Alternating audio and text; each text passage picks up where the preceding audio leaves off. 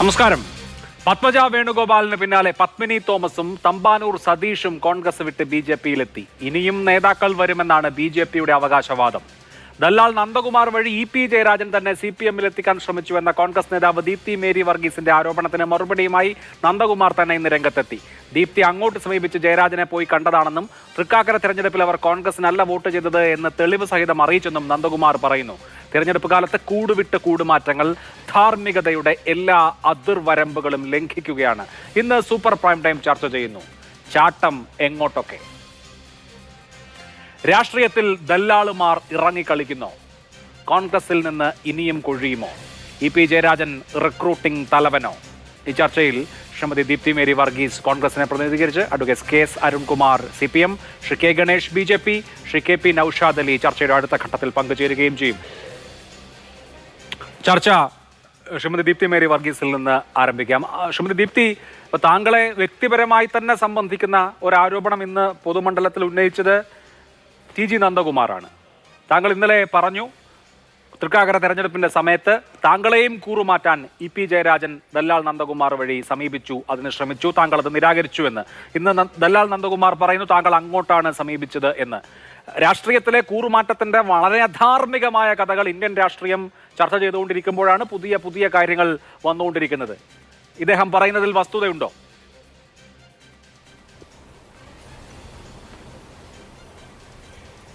ഇതിൽ അഭിലാഷ്, നമ്മൾ മനസ്സിലാക്കേണ്ട ഒരു കാര്യം, ഇതിൽ ഞാനല്ല ഇത് പറഞ്ഞതാരാണ്? ഇന്നലെ ഇത്തരത്തിലുള്ള ഒരു ചർച്ച തുടങ്ങി വെച്ചത് ഈ പറയുന്ന നന്ദകുമാർ എന്ന് പറയുന്ന വ്യക്തിയാണ്. അദ്ദേഹം പത്മജ വേണുഗോപാലിൻ്റെ കാര്യമാണ് പറഞ്ഞു വന്നതെങ്കിലും അവസാനം ഒരു കുറച്ച് കാര്യങ്ങൾ, 1-2 സെൻറ്റൻസ് ദീപ്തി മേരി വർഗീസ് എന്ന പേര് പറഞ്ഞ് പരാമർശിച്ചു പറഞ്ഞു. അത്തരത്തിൽ പരാമർശിച്ച് പറയുമ്പോൾ അതിന് മറുപടി മാത്രമാണ് ഞാൻ പറഞ്ഞിട്ടുള്ളത്. അദ്ദേഹം ഇന്നലെ വളരെ കൃത്യമായിട്ടാണ് പറഞ്ഞത്. ഇന്നലെ അദ്ദേഹം സത്യം തുറന്നു പറഞ്ഞു. ഇന്നലെ പറഞ്ഞു എന്നെ കാണാൻ ശ്രമിച്ചുവെന്നും കണ്ട് സംസാരിച്ചുവെന്നും സംസാരിച്ചു കഴിഞ്ഞപ്പോൾ താല്പര്യമില്ല എന്ന് പറഞ്ഞുവെന്നും അത് അവിടെ വെച്ച് അവസാനിച്ചുവെന്നും ആണ് ഇന്നലെ അദ്ദേഹം പറഞ്ഞത്. എന്നാൽ അതിനുശേഷം ഇന്ന് ഞാൻ മന്ത്രി P രാജീവ് എന്നെ പൊളിറ്റിക്കലി എനിക്കെതിരെ ഒരു സ്റ്റേറ്റ്മെൻറ്റ് പറഞ്ഞപ്പോഴാണ് ഞാൻ അദ്ദേഹത്തിൻ്റെ പഴയ ചില കാര്യങ്ങൾ ഒക്കെ ഓർമ്മപ്പെടുത്താൻ വേണ്ടി, എനിക്ക് പൊളിറ്റിക്കൽ സ്പേസ് ഇല്ല കേരളത്തിൽ, അതുകൊണ്ടാണ് ഇത്തരത്തിലുള്ള കാര്യങ്ങളുമായി ഞാൻ നിൽക്കുന്നത് എന്ന് അദ്ദേഹം പറഞ്ഞപ്പോഴാണ് അദ്ദേഹത്തിൻ്റെ പഴയകാല പൊളിറ്റിക്കൽ സ്പേസിനെ കുറിച്ച് എനിക്കൊന്ന് ഓർമ്മപ്പെടുത്തേണ്ടതായിട്ട് വന്നത്. പക്ഷേ അത് ഞാൻ പറഞ്ഞതിന് ശേഷം ഇന്നിപ്പോൾ പാടെ കാര്യങ്ങൾ മാറി മറ്റെന്തൊക്കെയോ ആണ് ഇപ്പോൾ ഈ പറയുന്ന നന്ദകുമാർ പറഞ്ഞുകൊണ്ടിരിക്കുന്നത്. അദ്ദേഹത്തിന് ഞാൻ മറുപടി പറയാൻ താല്പര്യപ്പെടുന്നില്ല. കാരണം പൊളിറ്റിക്കലി CPM-ന്റെ ഏതെങ്കിലും നേതാക്കൾ പറഞ്ഞാൽ അതിനുള്ള മറുപടി എനിക്ക് പറയാൻ കഴിയും. തൃക്കാക്കര നിയമസഭാ തെരഞ്ഞെടുപ്പിന്റെ സ്ഥാനാർത്ഥി നിർണയ സമയത്ത് തന്നെ ഇതുപോലെ ചില കഥകൾ ഉണ്ടായിരുന്നു. താങ്കൾക്കറിയാം, CPM-ന്റെ സ്ഥാനാർത്ഥി നിർണയം കുറച്ച് വൈകി. അതിനിടയിൽ വലിയ കഥകൾ, കോൺഗ്രസിൽ നിന്ന് ഒരു നേതാവ് CPM-ന്റെ സ്ഥാനാർത്ഥിയായി മത്സരിക്കാനുള്ള ചർച്ചകൾ നടക്കുന്നു തുടങ്ങിയ കഥകൾ വളരെ സജീവമായിരുന്നു എറണാകുളത്തും പുറത്തും. അതിനുശേഷമാണ് അവർ ജോസഫിലേക്കും മറ്റുമൊക്കെ നീങ്ങിയത്.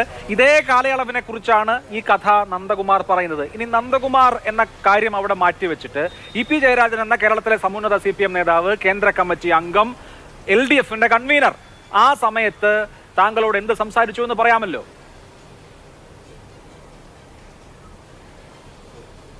അല്ല, ഇവിടെ ഇത് പറഞ്ഞിരിക്കുന്നത് ഇത്തരത്തിലൊരു കാര്യം പറഞ്ഞിരിക്കുന്ന വ്യക്തി എന്നുള്ള നിലയ്ക്ക് മാത്രമാണ് ഞാൻ അദ്ദേഹത്തിൻ്റെ പേര് അതിൻ്റെ അകത്ത് പരാമർശിച്ചത്. ഞാൻ ഇന്നലെ തന്നെ അത് പറഞ്ഞല്ലോ, അങ്ങനെ ഒരു സമീപനം ഉണ്ടായിട്ടുണ്ട്. ഈ പറയുന്ന EP ജയരാജനുമായി സംസാരിക്കണമെന്നും ഇത് എല്ലാ കാര്യങ്ങളും പറഞ്ഞിട്ടുണ്ട് എന്നും താങ്കൾ സംസാരിക്കണമെന്നും വളരെ നിർബന്ധപൂർവ്വം എന്നെ കണ്ട് പറയുകയും സംസാരിക്കുകയും ഒക്കെ ചെയ്തു. അത്തരം കാര്യങ്ങളൊക്കെ അന്ന് നടന്നിട്ടുണ്ട്. ഇത് 2 വർഷം മുമ്പ് നടന്ന ഒരു കാര്യമാണ്. അത് രാഷ്ട്രീയ പ്രസ്ഥാനത്തെ സംബന്ധിച്ച് എനിക്കിപ്പോൾ അതിൻ്റെ അകത്ത് അസത്യമായിട്ടൊന്നും പറയേണ്ട കാര്യമില്ല. ഞാൻ വളരെ ശക്തമായി കോൺഗ്രസിൽ നിൽക്കുന്ന ഒരു വ്യക്തിയാണ്, എല്ലാ കാലത്തും നിന്നിട്ടുള്ള വ്യക്തിയാണ്. അത് ഒരു സ്ഥാനാർത്ഥിത്വം മോഹിച്ചിട്ടോ അല്ലെങ്കിൽ സ്ഥാനാർത്ഥിത്വം കിട്ടിയപ്പോൾ ഈ രാഷ്ട്രീയത്തിലേക്ക് വന്ന ഒരാളല്ല. വളരെ 16 വയസ്സ് മുതൽ ഞാൻ KSU മുതൽ പ്രവർത്തിച്ചു വരുന്ന ഒരാളാണ്. അതുകൊണ്ട് തന്നെ ഇത്തരം കാര്യങ്ങൾ, ഇത്തരം പ്രലോഭനങ്ങളൊന്നും എനിക്ക് അതിൽ താല്പര്യമില്ല എന്നുള്ളത് വളരെ വ്യക്തമായി ഞാൻ പറഞ്ഞതാണ്. ആ പറഞ്ഞ സമയത്ത് എന്ന് പറയുന്നത് ഇവിടെ തൃക്കാക്കരയിൽ സ്ഥാനാർത്ഥി ഇല്ലാതിരുന്ന ഒരു സാഹചര്യമാണ്. തൃക്കാക്കരയിൽ ആര് നിൽക്കണമെന്ന സംശയത്തിൽ, സ്ഥാനാർത്ഥി ആരെ പ്രഖ്യാപിക്കണമെന്ന സംശയത്തിൽ നിൽക്കുകയും ഇവിടെ എന്റെ സഹ പാനലിസ്റ്റായ ശ്രീ അരുൺ കുമാറിന്റെ പറഞ്ഞോട്ടെ ഒന്ന്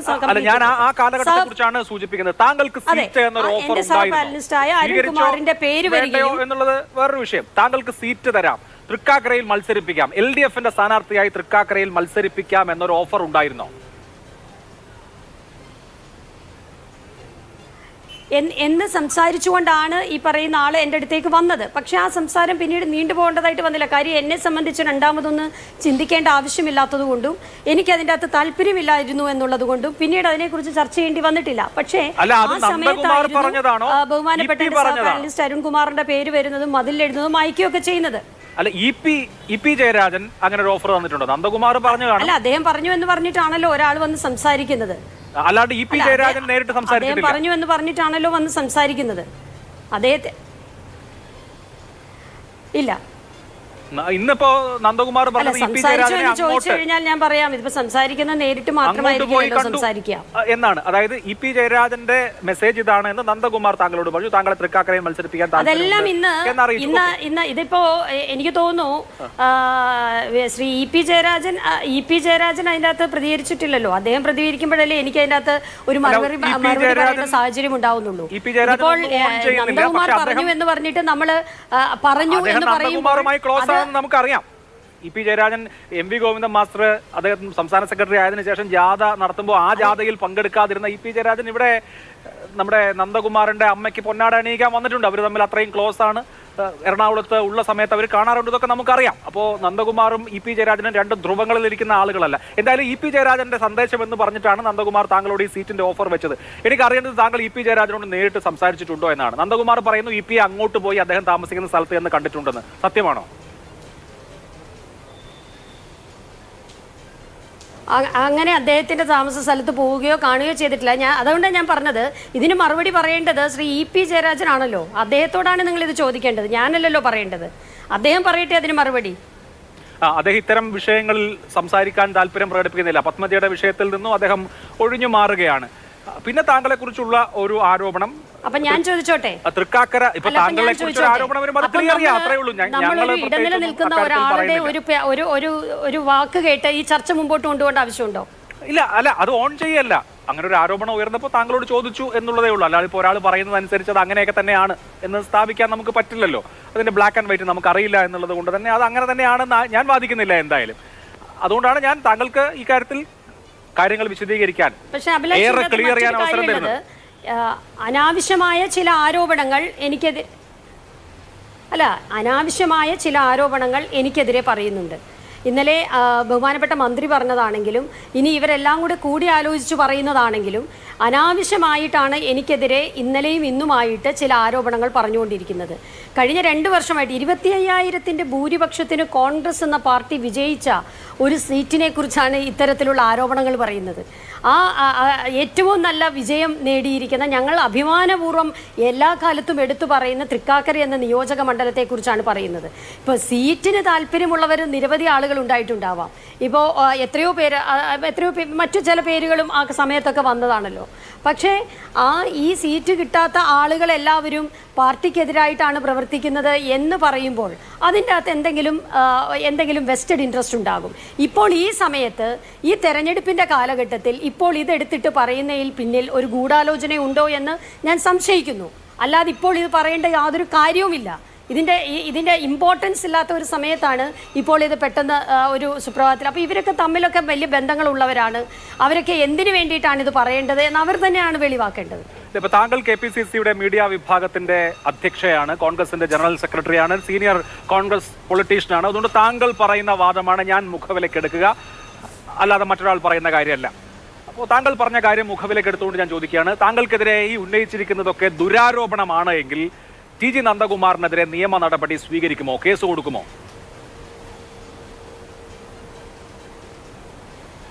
ഞാൻ തീർച്ചയായിട്ടും അത്തരം കാര്യങ്ങളിലേക്ക് ആലോചിക്കുകയാണ്. ഞാൻ പാർട്ടി നേതൃത്വവുമായിട്ട് അത് ആലോചിച്ച് പാർട്ടി നേതൃത്വം എങ്ങനെ പറയുന്നു അവരുടെയും കൂടെ അഭിപ്രായം ആരാഞ്ഞ ശേഷം മാത്രമേ എനിക്കത് പറയാൻ പറ്റുള്ളൂ. കാരണം ഞാൻ ഒരു വ്യക്തിയല്ല, ഞാനൊരു പ്രസ്ഥാനത്തെയാണ് പ്രതിനിധീകരിക്കുന്നത്.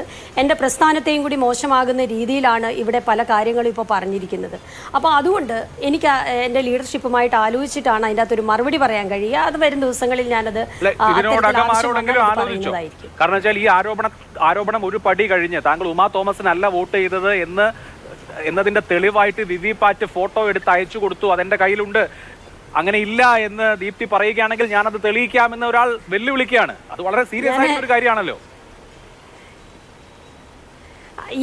അല്ല, അങ്ങനെ വെല്ലുവിളിക്കുന്ന ആളുകൾ കഴിഞ്ഞ കാലങ്ങളിൽ എന്തൊക്കെയാണ് ചെയ്തതെന്നും എന്തെല്ലാം തരം കാര്യങ്ങളിലാണ് അഭിപ്രായങ്ങൾ പറഞ്ഞിരിക്കുന്നതെന്നും എന്തെല്ലാം വ്യാജമായി പറഞ്ഞിട്ടുണ്ട് എന്നുള്ളതും ഇതൊക്കെ നമ്മുടെ പൊതുസമൂഹത്തിൻ്റെ മുമ്പിലുള്ളതാണല്ലോ. ഞാൻ അതുകൊണ്ടാണ് പറഞ്ഞത്, ഇത്തരത്തിൽ തരംതാണ ഒരു ആരോപണവുമായി മുമ്പോട്ട് പോകുന്ന, പ്രത്യേകിച്ച് കോൺഗ്രസിൻ്റെ ഒരു പ്രധാനപ്പെട്ട ഉത്തരവാദിത്വം വഹിക്കുന്ന ഒരാളെക്കുറിച്ച് ഇത്തരത്തിലുള്ള ആരോപണങ്ങൾ പറയുന്നത്, അത് എനിക്ക് തോന്നുന്നത് ഒരു പരിധിവരെ അവർ പറയുന്ന അനുസരിച്ചാണെങ്കിൽ, ഇത് ഞാനല്ല പറഞ്ഞത്, അവർ പറയുന്നത് അനുസരിച്ചാണെങ്കിൽ പത്മജ വേണുഗോപാലിൻ്റെ അടുത്ത് ഇവർ ചെന്നു സമീപിച്ചു എന്നാണ് പറയുന്നത്. ഈ പറയുന്ന നന്ദകുമാർ പറയുന്നത് പത്മജയുടെ അടുത്ത് EP ജയരാജനും ഇവരും സമീപിച്ചു എന്നാണ് പറയുന്നത്. അത് സത്യമാണെങ്കിൽ അത് നടന്നില്ല, അത് BJP-യിലേക്കാണ് ഇപ്പോൾ പോയിരിക്കുന്നത്. അതിൻ്റെ അകത്ത് ഇവർക്ക് പങ്കുണ്ടോ എന്ന് നമുക്കറിയില്ല. ഇപ്പോൾ അങ്ങനെ പോയതിൻ്റെ ഒരു കൊതിക്കെറിവ് പറഞ്ഞു തീർക്കുകയാണ് എന്നുകൂടി നമുക്ക് ചിന്തിക്കേണ്ടതായിട്ട് വരും. ഇത് CPM-ലേക്ക് കൊണ്ടുവരാൻ നോക്കിയിട്ട് പോയത് മറ്റൊരു പാർട്ടിയിലേക്കാണ് എന്നൊക്കെ ഉള്ളതാണ് ഈ പറയുന്നത് ഒക്കെ. നമുക്കിതൊന്നും വിശ്വാസയോഗ്യമല്ലല്ലോ, അതാണ് ഏറ്റവും പ്രധാനപ്പെട്ട കാര്യം. ഈ പറയുന്ന ഒന്നും വിശ്വാസയോഗ്യമല്ല. ഈ ഒരാൾ കാണാൻ വരുന്നു, അദ്ദേഹം പറഞ്ഞ കാര്യങ്ങൾ നമുക്കറിയാം എന്നതിലപ്പുറം എന്തിനു വേണ്ടി ഇതൊക്കെ ഇപ്പോൾ പറയുന്നു, ആരൊക്കെയാണ് അദ്ദേഹത്തിന്റെ പുറകിൽ, ആരുടെ പ്രേരണയാലാണ് ഇതൊക്കെ പറയുന്നത്, ഇതൊന്നും വ്യക്തമായിട്ടുള്ള കാര്യമല്ല. പക്ഷേ എന്റെ പ്രസ്ഥാനത്തെ മോശമാക്കുന്ന രീതിയിലുള്ള ദുരാരോപണങ്ങളുമായി മുമ്പോട്ട് പോയാൽ, അല്ല, ദുരാരോപണങ്ങളാണെങ്കിൽ നിയമ നടപടി സ്വീകരിക്കണം. അത് തന്നെയാണ് ഞാൻ മറുപടി പറഞ്ഞത്. തീർച്ചയായിട്ടും അത്തരത്തിലൊരു സാഹചര്യം ഉണ്ടായാൽ അത്തരം കാര്യങ്ങളുമായി മുമ്പോട്ട് പോകുന്നുള്ള കാര്യത്തിലൊരു സംശയം. അല്ല, അപ്പൊ നന്ദകുമാർ പറയുന്നു എന്റെ കയ്യിൽ തെളിവുണ്ട് ഇങ്ങനെ ചെയ്തതിന്, അതായത് വോട്ട് ഞാൻ മാറ്റി കുത്തിയിട്ടുണ്ട് എന്ന് തെളിയിക്കുന്ന തെളിവുണ്ട് എന്ന് പറയുമ്പോൾ താങ്കൾ ആർജവത്തോടുകൂടി അങ്ങനെ ഒരു തെളിവുണ്ടെങ്കിൽ നന്ദകുമാർ പുറത്തുവിടട്ടെ എന്ന് നന്ദകുമാറിനെ വെല്ലുവിളിക്കുന്നുണ്ടോ?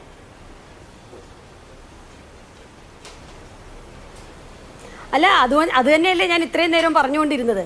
ഈ ഒന്നാമത് ഈ പറയുന്ന ആളുടെ വിശ്വാസ്യതയെക്കുറിച്ച് നമുക്ക് സംശയമുണ്ട്. ഇന്നലെ അദ്ദേഹം പറഞ്ഞ കാര്യമല്ല ഇന്ന് പറഞ്ഞിരിക്കുന്നത്. അപ്പോൾ ഇങ്ങനെ ഓരോ ദിവസവും തിരിച്ചും മറിച്ചും പറയുമ്പോൾ അത് എന്ത് ഗൂഢാലോചനയാണ് അതിൻ്റെ പിന്നിലുള്ളത്, ആരൊക്കെയാണ് അതിൻ്റെ പിന്നിലുള്ളത്, എന്തിനു വേണ്ടിയാണ് ഇത് പറയുന്നത്, എന്നെപ്പോലെ ആൾക്കെതിരെ എന്തിനു വേണ്ടി ഇത് പറയുന്നു, ഇതൊക്കെ ചോദ്യങ്ങളാണല്ലോ. അതെല്ലാം ആലോചിച്ച് തീരുമാനിക്കുമെന്ന് തന്നെയാണ് ഞാൻ പറഞ്ഞത്. അങ്ങനെ ഒരു തെളിവുണ്ടെങ്കിൽ ഞാൻ ചോദിക്കട്ടെ, ഒരാൾ ഇത് പറയാൻ തന്നെ ഇത്തരം ഒരു ചർച്ച നടക്കുന്നത് തന്നെ നമ്മുടെ ഒരു ജനാധിപത്യ വ്യവസ്ഥിതിക്ക് നല്ലതാണോ എന്ന് ഞാൻ ആലോചിക്കുക. ഒരാൾ ചെയ്ത വോട്ടിനെ കുറിച്ച് മറ്റൊരാൾ വിളിച്ചു പറയുക, അത് പറഞ്ഞ ആൾ ഇങ്ങനെ ഒരാളാണ്. അപ്പോൾ എന്നിട്ട് അതിനെക്കുറിച്ച് ചർച്ച ചെയ്യുക എന്ന് പറയുന്നത് തന്നെ ഒട്ടും അഭികാമ്യമല്ല എന്നുള്ളത് എനിക്ക് ഈ അവസരത്തിൽ പറയാനുള്ളൂ. പിന്നീട് ഞാൻ പറഞ്ഞല്ലോ, എനിക്ക് അത്തരത്തിലുള്ള എന്നെ മോശപ്പെടുത്തുന്ന, എൻ്റെ പ്രസ്ഥാനത്തെ മോശപ്പെടുത്തുന്ന രീതിയിലുള്ള ഗൂഢാലോചനകൾ നടക്കുന്നുണ്ടെങ്കിൽ അത് ഞാൻ ലീഡർഷിപ്പുമായി ആലോചിച്ചിട്ട് ഇനിയുള്ള കാര്യങ്ങൾ തീരുമാനിക്കും. ശരി, ദയവായി തുടരണം. ശ്രീ അഡ്വക്കേറ്റ് KS അരുൺകുമാർ, നമുക്ക് ഇപ്പോൾ ദീപ്തി പറഞ്ഞതിൽ നിന്ന് ഒരു കാര്യം വ്യക്തമാണ്. EP ജയരാജൻ ദല്ലാൽ നന്ദകുമാർ വഴി അവരോട് സംസാരിച്ചിട്ടുണ്ട്, സീറ്റ് ഓഫർ ചെയ്തിട്ടുണ്ട്. പത്മജ വേണുഗോപാലിനോടും ദല്ലാൽ നന്ദകുമാർ വഴി സംസാരിച്ചിട്ടുണ്ട് EP ജയരാജൻ. EP ജയരാജൻ ഇടതുമുന്നണിയുടെ കൺവീനറാണ്.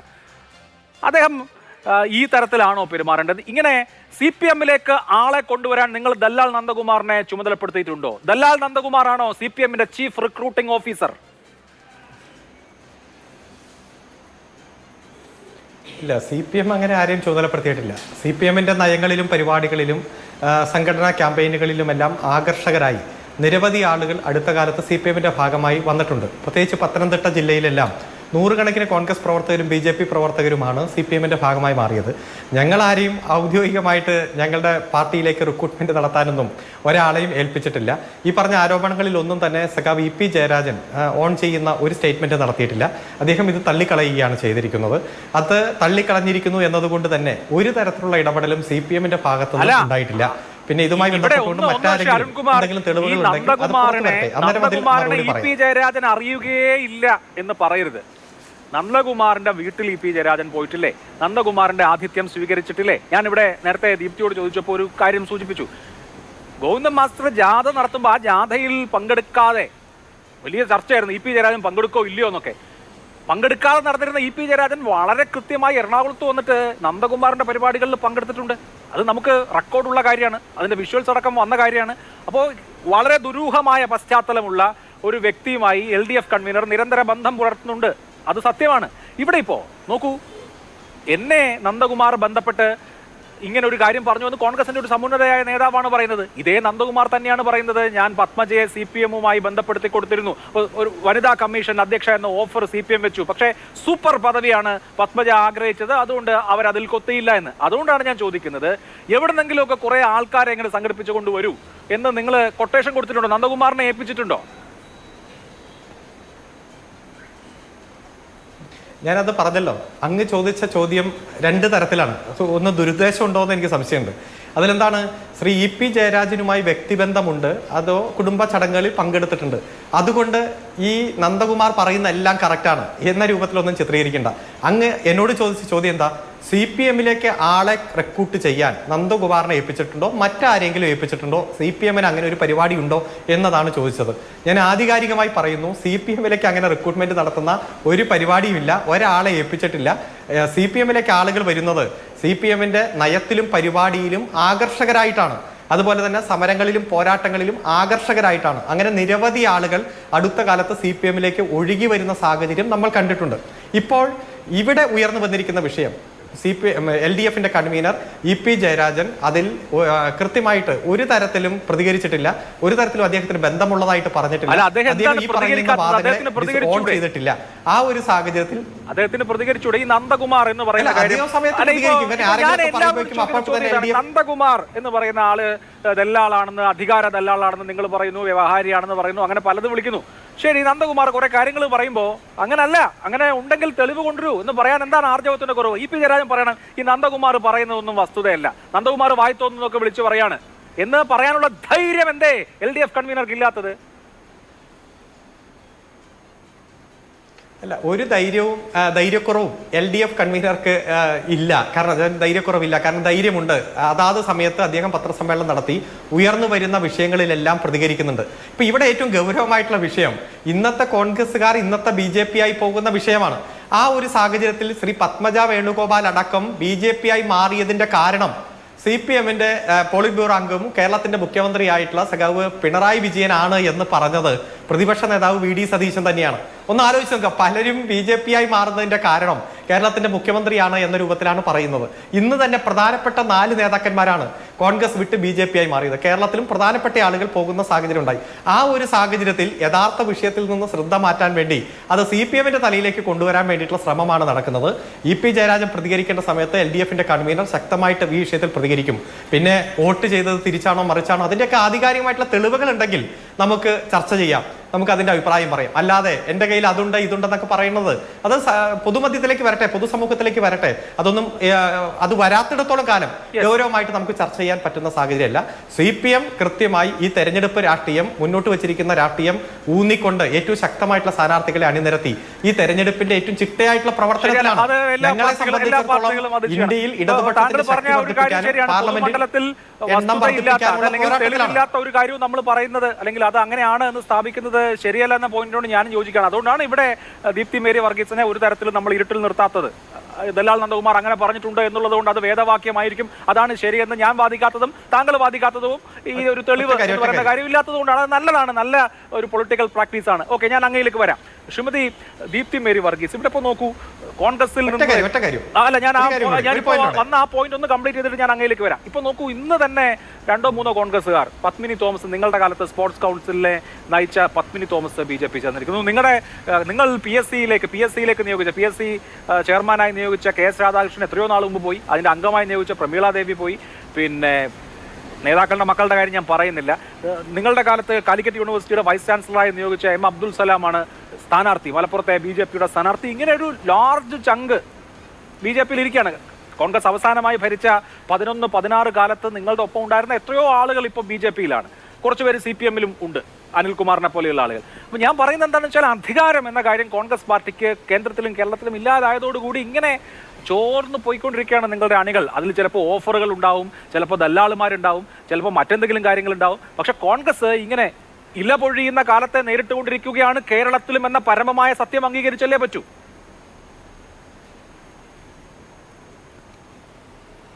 ഈ ആശയപരമായി വിശ്വസിച്ചുകൊണ്ട് ഒരു രാഷ്ട്രീയ പാർട്ടിയിൽ നിൽക്കാത്ത ആളുകൾക്ക് രണ്ട് പ്രലോഭനങ്ങളാണ് ഇവർ കൊടുക്കുന്നത്.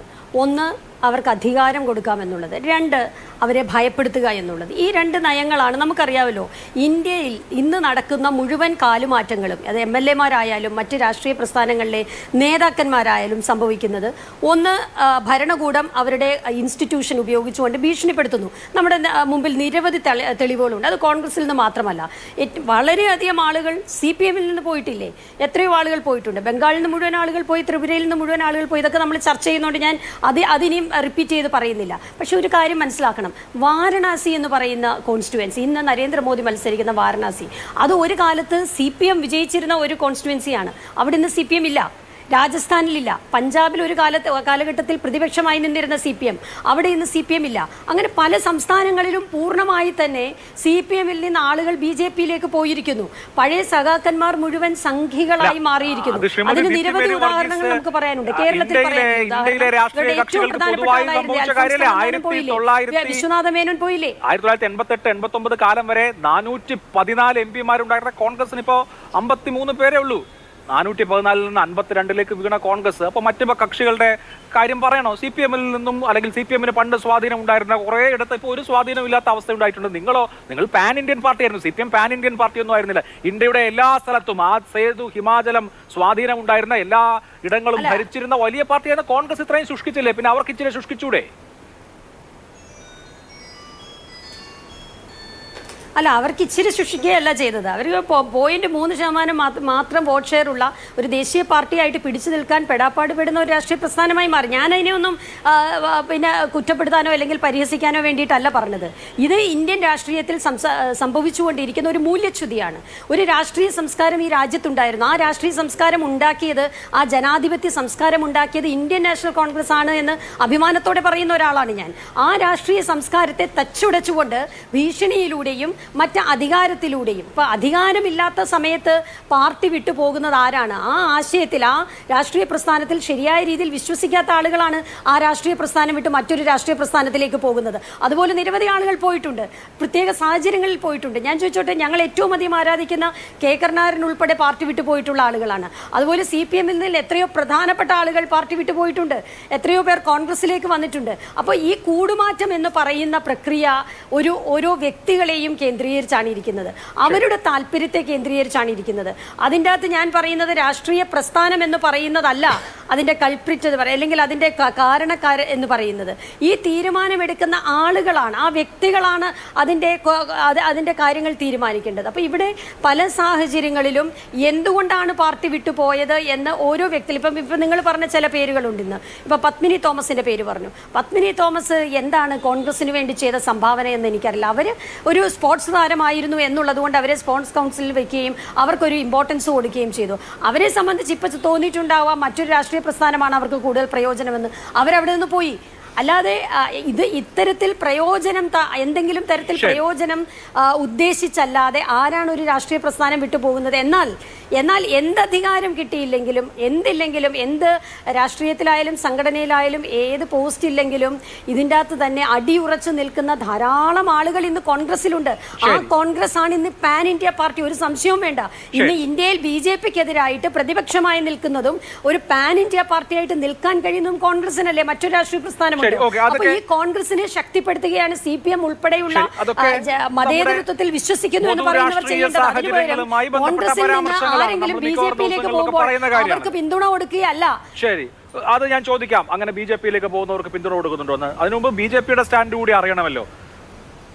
ശ്രീ ഗണേഷ്, ഇന്നലെ രാത്രിയൊക്കെ തിരുവനന്തപുരത്തെ രാഷ്ട്രീയ ഉപശാലകളിൽ, എന്തിന് മാധ്യമപ്രവർത്തകരുടെ ഗ്രൂപ്പുകളിൽ പോലും വലിയ ചർച്ചയായിരുന്നു. ആരാണ് നാളെ ഏത് കോൺഗ്രസ് നേതാവാണ് BJP-യിൽ ചേരുന്നത് എന്നുള്ള സംശയത്തിന് ഉത്തരമായി കുറേ ആളുകൾ, പഴയ മന്ത്രിമാരുടെ പേരുകൾ, കോൺഗ്രസിന്റെ പ്രധാനപ്പെട്ട നേതാക്കളുടെ പേരുകൾ, ഇതൊക്കെ എയറിലുണ്ടായിരുന്നു, അന്തരീക്ഷത്തിലുണ്ടായിരുന്നു. ഇവരൊക്കെ നാളെ BJP-യിൽ പോയി ചേരുകയാണ് എന്നുള്ള മട്ടിൽ. കോട്ടയം കുഞ്ഞച്ചൻ സിനിമയിൽ മോഹൻലാൽ വരുമോ ഇല്ലയോ എന്ന് സംശയിച്ച് നിന്നിരുന്ന ആളുകളുടെ മുന്നിലേക്ക് പച്ചക്കുളം വാസുവിനെ കൊണ്ട് ഇറക്കിയതുപോലെ നിങ്ങൾ തമ്പാനൂർ സതീഷിനെയാണെന്ന് അവതരിപ്പിച്ചത്. കോൺഗ്രസിൽ നിന്ന് ഇങ്ങനെ ആരെങ്കിലും കിട്ടിയാൽ മതിയോ BJP-ക്ക്? അല്ല, അങ്ങനെയല്ല. തമ്പാനൂർ സതീഷിനെ പോലെയുള്ള വളരെ ജനകീയനായിട്ടുള്ള വർഷങ്ങളെ ശരിക്കും 10 വർഷത്തോളം അവിടുത്തെ തമ്പാനൂർ ടൗൺ കൗൺസിലറായിരുന്ന ഒരാളാണ് തമ്പാനൂർ സതീഷിനെ പോലെയുള്ള ആളുകൾ ഇന്ന് പാർട്ടിയിലേക്ക് വന്ന് ഒരു ജനകീയമായിട്ടുള്ള പിന്തുണയുള്ള ആളുകളാണ്. ഇത് ഞാൻ പറഞ്ഞല്ലോ, എല്ലാ തരത്തിലുമുള്ള ആളുകൾ വളരെ പ്രതീക്ഷയോട് കൂടിയിട്ടാണ് നരേന്ദ്രമോദിയെയും നരേന്ദ്രമോദി സർക്കാരിനെയും കാണുന്നത്. അതുകൊണ്ടാണ് ഞങ്ങൾ എന്താ പറയുക, മറ്റുള്ള പാർട്ടികളിൽ നിന്ന് മറ്റു ഇതര പാർട്ടികളിൽ നിന്ന് അവർക്ക് പ്രതീക്ഷ നഷ്ടപ്പെടുകയാണ്. അവർക്ക് ആ പ്രസ്ഥാനത്തിൽ നിന്നുകൊണ്ട് ഒന്നും ചെയ്യാൻ സാധിക്കുകയില്ല. അവരുടെ നേതൃത്വം, അവരുടെ കഴിവുകെട്ട നേതൃത്വമാണ്. അവരുടെ കഴിവ് എന്താ പറയുക, യാതൊന്നിലും ഇടപെടാൻ സാധിക്കാത്ത വെറുതെ ഉള്ള ഒരു നേതൃത്വമാണ് രാഹുൽ ഗാന്ധിയെ പോലെയുള്ള ആളുകൾ, അല്ലെങ്കിൽ ഇതര പാർട്ടികളിൽ നിന്നുള്ള നേതാക്കന്മാർ അത്തരത്തിലുള്ള ആളുകളാണ് എന്നുള്ള തിരിച്ചറിവാണ്. നിങ്ങളൊന്ന് ആലോചിച്ച് നോക്കൂ. ഇപ്പോൾ നമ്മുടെ പത്മജയെക്കുറിച്ച് പറഞ്ഞു. പത്മജയെക്കുറിച്ച് പറയുമ്പോൾ പത്മജയെ CPM-ലേക്ക് വിളിച്ചിട്ടുണ്ട്. എന്നാൽ CPM-ലേക്കല്ല അവർ പോയത്. അവർക്ക് പ്രതീക്ഷ നരേന്ദ്രമോദിയിലാണ്. നരേന്ദ്രമോദിയെ അവരെ CPM-ൽ എന്തുകൊണ്ടാണ് പോവാത്തത്? അവർക്ക് സൂപ്പർ പദവി വേണമായിരുന്നു. ഒരു സൂപ്പർ പദവി അവർ ആഗ്രഹിച്ചു. വനിതാ കമ്മീഷൻ ചെയർപേഴ്സൺ സ്ഥാനം കൊണ്ട് അവർ സെറ്റിലായില്ല. അതുകൊണ്ടാണ് അവർ പോവാതിരുന്നത് എന്നാണ് ഇദ്ദേഹം പറയുന്നത്, നമ്മുടെ കംപ്ലൈന്റ് കുമാർ പറയുന്നത്. അപ്പോൾ നിങ്ങൾ കുറെ കൂടി സൂപ്പർ ആയിട്ടുള്ള എന്തെങ്കിലും ഓഫർ കൊടുത്തിട്ടുണ്ടാവും. ഇങ്ങനെ ഈ ആടിനെ പച്ചില കാണിക്കുന്നത് മാതിരി എന്തെങ്കിലുമൊക്കെ ഓഫർ കൊടുത്ത് നേതാക്കന്മാരെ പാർട്ടിയിലേക്ക് കൊണ്ടുവരുന്നത് എന്തോ വലിയ കാര്യമായിട്ട് എനിക്ക് തോന്നുന്നില്ല. അല്ല, അങ്ങനെ പച്ചില കാണിച്ചിട്ടാണ് വന്നതെന്ന് പത്മജ പറഞ്ഞോ? BJP-ക്കാർ സമ്മതിക്കോ? ഞാൻ പറഞ്ഞല്ലോ, നിരവധിയായിട്ടുള്ള ആളുകൾ. അത് ഇന്ന് ഓരോ മിനിറ്റിലും ഇന്ന് ഇതര പാർട്ടികളിൽ നിന്ന് ആയിരക്കണക്കിന് ആളുകൾ ഈ പാർട്ടിയിലേക്ക് കടന്നു വരികയാണ്. അത് വെറുതെ പച്ചിലയല്ല, പച്ചില ഉണ്ട്. ഒരേ ഒരു പച്ചിലയേ ഉള്ളൂ. ഈ രാജ്യത്ത് നരേന്ദ്രമോദിയിലുള്ള ഗ്യാരണ്ടി, നരേന്ദ്രമോദിയുടെ ഗ്യാരണ്ടി, ആ ഗ്യാരണ്ടിയിലാണ് എല്ലാവർക്കും വിശ്വാസം. ആ വിശ്വാസമാണ് അവരെല്ലാവരും ഈ പാർട്ടിയിലേക്ക് അവരെല്ലാവരും സ്വാധീനിക്കുന്നതും ആകർഷിക്കുന്നതും. അതൊരു വലിയൊരു പ്രതിഭാസമായിട്ട് ഈ രാജ്യത്ത് മാറിക്കൊണ്ടിരിക്കുകയാണ്. അത് ഞാൻ നേരത്തെ പറഞ്ഞ അങ്ങനെ ഒരു പ്രതിഭാസം ഉണ്ടാക്കാൻ പിണറായി വിജയനോ അല്ലെങ്കിൽ ഇവിടെ ഭരിച്ചുകൊണ്ടിരിക്കുന്ന CPM-നോ സാധിക്കുന്നില്ല. അതുകൊണ്ടാണ് നിങ്ങൾ ആലോചിച്ച് നോക്കൂ. ഞാൻ നേരത്തെ തമ്പാനൂർ സതീഷിന്റെ കാര്യം പറഞ്ഞ പോലെ, തമ്പാനൂർ സതീഷിനെ പോലെ വളരെ ജനകീയൻ. എനിക്കൊന്ന് സെക്രട്ടേറിയറ്റ് വാർഡിൽ ആദ്യം തമ്പാനൂർ വാർഡ് സെക്രട്ടേറിയറ്റ് വാർഡായിരുന്നു. ഈ തിരുവനന്തപുരം നഗരസഭയിലും കൊച്ചി നഗരസഭയിലും മറ്റ് നഗരസഭയിലും കൗൺസിലർമാരായിരിക്കുന്നവരോ അല്ലെങ്കിൽ വാർഡ് മെമ്പർമാരായിട്ട് പഞ്ചായത്തിലോ ഒക്കെ ഉള്ളവരോ മുനിസിപ്പൽ കൗൺസിലർമാരോ ഒക്കെ ആയിട്ട് കേരളത്തിൽ എത്രയോ ആളുകളുണ്ട്. അവരൊക്കെ BJP-യിൽ ചേരുന്നതിന് നിങ്ങൾ ഇത്ര വലിയ ആഘോഷമാക്കി, ഞാൻ നേരത്തെ പറഞ്ഞതുമാതിരി വലിയ ഒരു ടെമ്പോ ഒക്കെ ഉണ്ടാക്കി എന്തോ വലിയ കാര്യം സംഭവിക്കാൻ പോവാണ് എന്നുള്ള മട്ടിലൊക്കെ കാണണോ? ഒരു പാർട്ടിയിൽ അസംതൃപ്തരായിട്ടുള്ള ആളുകൾ കൂടുതൽ അപ്പുറത്ത് എന്തെങ്കിലും കിട്ടുമെന്നുള്ള മോഹത്തിൽ അങ്ങോട്ട് പോകും. അതാണല്ലോ കുറെ കാലമായി ഇന്ത്യൻ രാഷ്ട്രീയത്തിൽ നടന്നുകൊണ്ടിരിക്കുന്നത്. അതിന് പ്രത്യേക ശാസ്ത്ര പിൻബലമോ താങ്കൾ പറയുന്ന ഈ ഗ്യാരണ്ടിയുടെ പ്രശ്നമൊന്നുമില്ല. നരേന്ദ്രമോദി ഫാസിസ്റ്റ് ആണെന്ന് ഫേസ്ബുക്കിൽ പോസ്റ്റ് ഇട്ട് 2 ആഴ്ചക്കകം പത്മജ വേണുഗോപാൽ കോൺഗ്രസ് വിട്ട് BJP-യിൽ ചേരണമെങ്കിൽ അത് മോദിയുടെ ഗ്യാരണ്ടിയിലല്ല, അവർക്ക് എന്തെങ്കിലും കിട്ടും എന്നുള്ള ഗ്യാരണ്ടിയിൽ വിശ്വസിച്ചാണ് എന്നുള്ളത് പച്ചവെള്ളം കുടിക്കുന്ന എല്ലാവർക്കും അറിഞ്ഞൂടെ? അല്ല, പച്ചവെള്ളം കുറച്ച് കൂടുതൽ കുടിക്കേണ്ടി വരും അഭിലാഷ്. അങ്ങനെ മനസ്സിലാക്കണമെങ്കിൽ ഞാൻ പറഞ്ഞത്, ഇത്തരം ആളുകൾക്ക് അവർക്ക് എന്തെങ്കിലും അസംതൃപ്തി ഉണ്ടെങ്കിൽ അത് പരിഹരിക്കാനുള്ള ഒരു നേതൃത്വം വേണ്ടേ? അല്ലെങ്കിൽ വയനാട്ടിലേക്ക് വരുന്ന വഴിക്ക് പൊറോട്ട തിന്നുകൊണ്ട് പ്രശ്നങ്ങൾ തീരുമോ? ഞാൻ പറഞ്ഞ നേതൃത്വം എന്ന് പറയുന്നത് എന്താണ്? ഈ ആസാം മുഖ്യമന്ത്രി ആയിരുന്ന ഹിമന്ത ബിശ്വ ശർമ്മ പാർട്ടിയിലേക്ക് വന്നതിനെ കുറിച്ച് നമ്മളെല്ലാവരും കേട്ടിട്ടുണ്ട്. അദ്ദേഹം പറയുന്നത് രാഹുൽ ഗാന്ധി ഒരു പ്രധാനപ്പെട്ട രാഷ്ട്രീയ നേതാവ് വന്ന സമയത്ത് പട്ടിക്ക് ബിസ്ക്കറ്റ് ഇട്ട് അദ്ദേഹം പറയുന്ന സീരിയസ് ആയിട്ടുള്ള കാര്യങ്ങൾ പോലും ചർച്ച ചെയ്യാൻ താല്പര്യമില്ലാത്ത ആളുകളാണ്. ഇവരാണ് ഈ രാജ്യം ഭരിക്കും, ഈ രാജ്യത്തെ വികസനത്തെ നയിക്കുമെന്ന് പറഞ്ഞിട്ട് വോട്ട് ചോദിച്ചുകൊണ്ടിരിക്കുന്നത്. ഈ രാഹുൽ ഗാന്ധിയെ പ്രധാനമന്ത്രിയാക്കാൻ വേണ്ടിയിട്ടാണ് ഇവിടെ CPM-കാരും അതേപോലെ തന്നെ കോൺഗ്രസുകാരും ശ്രമിച്ചുകൊണ്ടിരിക്കുന്നത്. ഞങ്ങൾ പറഞ്ഞത് ഇതാണ് നരേന്ദ്രമോദിയിൽ വ്യത്യസ്തത. ആ വ്യത്യാസമാണ് ഈ നാട്ടിലെ ജനങ്ങൾ, അത് സംസ്ഥാന തലത്തിൽ പ്രവർത്തിക്കുന്നതാണെങ്കിലും ദേശീയ തലത്തിലാണെങ്കിലും ജില്ലാ തലത്തിലാണെങ്കിലും അത് സാധാരണക്കാരായിട്ടുള്ള പ്രവർത്തകരാണെങ്കിലും എല്ലാവരും ഈ ആകർഷണം തന്നെയാണ് നരേന്ദ്രമോദിയിലേക്ക്. ഇതൊരു മാറ്റമാണ്. ആളുകൾക്ക് ഞാൻ അതിന്റെ അടുത്ത ഘട്ടത്തിൽ അതിന്റെ വിശദാംശങ്ങളിലേക്ക് വരാം. ശരി ശരി ശരി ശ്രീ KP നൗഷാദ് അലി, ഇന്നലെ രാത്രി മുതൽ ഇന്ന് പകൽ ഒരു 10 മണി വരെയും തിരുവനന്തപുരത്തെ കോൺഗ്രസ് നേതാക്കൾ പരസ്പരം അങ്ങോട്ട് നീയാണോ എന്ന് ചോദിക്കുന്ന അവസ്ഥയായിരുന്നു എന്ന് പറഞ്ഞാൽ ഒട്ടും അതിശയോക്തിയല്ല, ഞാൻ തമാശ പറയുകയല്ല. ലിറ്ററലി ആരാണ് പോകുന്നത് എന്ന് പരസ്പരം അന്വേഷിച്ചുകൊണ്ടിരുന്ന നേതാക്കളെയാണ് താങ്കളുടെ പാർട്ടിയിൽ കാണാൻ ഉണ്ടായിരുന്നത്. എന്തൊരവസ്ഥയാണ് ഇങ്ങനെ? ആരാണ് പോകുന്നത്? അടുത്ത നിമിഷം ആര് പോകും? അടുത്ത നിമിഷം ആര് BJP ആവും എന്നുള്ള നിലയിലേക്ക് എങ്ങനെയാണ് രാഷ്ട്രീയ പ്രവർത്തനം നടത്താൻ പറ്റുക? അഭിലാഷ, BJP-ക്കാരും CPM-കാരും ഒക്കെ സംയുക്തമായി ഇങ്ങനെ പ്ലാൻ ചെയ്തിട്ട് BJP ഇത്തരത്തിലുള്ള ഒരു കിംവദന്തികൾ പ്രചരിപ്പിക്കും, അതിനാനുപാതികമായി CPM നരേറ്റീവ് ഉണ്ടാക്കും, പിന്നെ അതിങ്ങനെയൊക്കെ ട്രോളായി പരിഹസിക്കാനൊക്കെ അവകാശം എല്ലാവർക്കും ഉണ്ട്, അഭിലാഷനുണ്ട്. അങ്ങനെയൊക്കെ പറയുന്നത് ഞാൻ ആസ്വദിക്കുന്നു. പക്ഷേ അതിനകത്തൊന്നും വസ്തുതയുടെ ഒരു കണിക പോലും ഇല്ല. പിന്നെ ഇപ്പോൾ ഈ പോയി എന്ന് പറഞ്ഞ ആളെക്കുറിച്ച് കേട്ടപ്പോൾ പണ്ട് പനമ്പള്ളി പറഞ്ഞതുപോലെ തറവാട് ഭാഗം വെക്കുമ്പോൾ കിണ്ടിയുടെയും കൊളാമ്പിയുടെയും ഒക്കെ കാര്യം ആരോർക്കാനായി എന്ന മട്ടിലൊക്കെ അല്ലാതെ വേറെ പ്രത്യേകിച്ച് ഗൗരവമൊന്നും അതിനകത്തില്ല. ഇനി ഞാൻ മറ്റൊരു കാര്യം കൂടി പറഞ്ഞുതരാം. ഞങ്ങളെ പാർട്ടിയെ സംബന്ധിച്ചിടത്തോളം ഇന്നേ വരെ BJP-യിൽ പോയിട്ടുള്ളവരിൽ ഒരല്പം കനം കൂടിയ ഒരാൾ അവസാനം പോയ പത്മജ വേണുഗോപാലാണ്. അവരുടെ ആ ഗൗരവം കരുണാകരൻ്റെ മകൾ എന്നുള്ളത് കൂടിയാണ്. എന്നാൽ ഞങ്ങളുടെ പാർട്ടിയിൽ നിന്ന് മുൻ മന്ത്രി പോയിട്ടില്ല, മുൻ MLA ഒന്നും പോയിട്ടില്ല. വിശ്വനാഥ മേനോന്മാരും അൽഫോൺസ് കണ്ണന്താനും ഒക്കെ പോയ ആളുകൾ പാർട്ടികളൊക്കെ വേറെ ഉണ്ട് ഇവിടെ. ഇനി ഒരു കാര്യം കൂടി ഞാൻ പറയട്ടെ. ഈ പാർട്ടി മാറിപ്പോകുന്ന ആളുകൾ അവരൊക്കെ പറയുന്നൊരു കാരണം എന്താ? എന്നെ അവഗണിച്ചു, എന്നെ കേട്ടില്ല, എനിക്ക് വേണ്ടത് കിട്ടിയില്ല, ഇത് പറഞ്ഞു പോകുന്നവരാണ്. ഏതെങ്കിലും ഒരാൾ കോൺഗ്രസ് നയപരമായി വ്യതിയാനത്തിലാണ്, ആശയപരമായി അത് വിരുദ്ധ ധ്രുവത്തിലേക്ക് പോകുന്നു, അതിൻ്റെ ആദർശത്തെ പണയം വെച്ചു എന്നൊക്കെ പറഞ്ഞ് ആരെങ്കിലും ഒരാൾ പോയാൽ അത് വളരെ ഗൗരവതരമായിട്ട് കാണണമെന്നാണ് എൻ്റെ അഭിപ്രായം. അല്ലാതെ ഈ പറഞ്ഞ ആളുകളൊക്കെ ഉദരനിമിത്തം ബഹുവിധ വേഷമാടുന്ന ഭിക്ഷാന്തേഹികളാണ്. ഈ പോയ സ്ഥലത്തുനിന്ന് വേണ്ടത് കിട്ടിയില്ലെങ്കിലും മറ്റൊരു സ്ഥലത്തേക്ക് പോകും, അവസാനം ഇങ്ങോട്ട് തന്നെ വരാം. ഇതൊക്കെയാണ് അവരുടെ സ്ഥിതി. ഇനി ഞാൻ അഭിലാഷോട് മറ്റൊരു ഉദാഹരണം കൂടി പറയാലോ. ഈ CPM എന്നൊരു പാർട്ടി, ആ പാർട്ടിയും ഞങ്ങളുടെ പക്ഷത്ത് നിന്ന് ഒരുപാട് പേരെയൊക്കെ അടർത്തിക്കൊണ്ട് പോയിട്ടുണ്ട്. അതിപ്പോൾ BJP കൊണ്ടുപോകുമ്പോഴാണല്ലോ അവർ ഈ നരേറ്റീവ് ഉണ്ടാക്കുന്നത്. അവരെത്ര പേരെ കൊണ്ടുപോയി? ഞാൻ അഭിലാഷോടൊരു കാര്യം പറയട്ടെ. കഴിഞ്ഞ നിയമസഭാ തെരഞ്ഞെടുപ്പിൽ മലപ്പുറം എന്ന ഒരു ജില്ലയിൽ മാത്രം CPM മത്സരിപ്പിച്ച സ്ഥാനാർത്ഥികളെ നിങ്ങളൊന്ന് കേൾക്കണം. ഏറനാടൊരു അബ്ദുറഹ്മാൻ, കൊണ്ടോട്ടിയിലൊരു സുലൈമാൻ ഹാജി, തിരൂരിലൊരു ലൗലി ഗഫൂർ, അതുപോലെ തന്നെ വേങ്ങരയിലൊരു NI മുഹമ്മദ് കുട്ടി, അതുപോലെ തിരൂരങ്ങാടിയിലൊരു നിയാസ് പുളിക്കലകത്ത്, വണ്ടൂരിലൊരു മിഥുന, ഇങ്ങനെയൊക്കെയുള്ള ഒരുപിടി ആളുകളെ അവർ പാർട്ടിയായിട്ട് ഒരു ബന്ധമില്ലാത്ത 5-6 പേരെ മത്സരിപ്പിക്കുന്നു. അതിൻ്റെ പുറമേ കേട്ടോ V അബ്ദുറഹ്മാനും PV അൻവറും KT ജലീലും ഒക്കെ. അപ്പോൾ 9-10 സ്ഥാനാർത്ഥികൾ ഈ പാർട്ടിയായിട്ട് ഒരു ബന്ധമില്ലാത്ത ആളുകളെ മത്സരിപ്പിച്ചാണ് സുപ്രധാനമായൊരു നിയമസഭാ തെരഞ്ഞെടുപ്പിനെ CPM നേരിട്ടത്. ഇപ്പോൾ ഇതാ ലോക്സഭാ തെരഞ്ഞെടുപ്പിലെ ഹംസയെ അവർ പൊന്നാനിയിൽ നിന്ന് മത്സരിപ്പിക്കുകയാണ്. അപ്പോൾ ഇത്തരത്തിലൊക്കെയാണ് CPM-ൻ്റെയും രീതികൾ. എന്നാൽ CPM വിട്ട് ആരെങ്കിലും പോയാലോ അവർ 51 വെട്ടി കൊല്ലും, അല്ലെങ്കിൽ കയ്യും കാലും വെട്ടിമുറിക്കും, വീട് കത്തിക്കും, അവൻ്റെ കൃഷി നശിപ്പിക്കും, അല്ലെങ്കിൽ കൊല്ലാനുള്ള അവസരം തേടി ഇതാണ് അവരുടെ പാർട്ടി വിട്ടാണ്.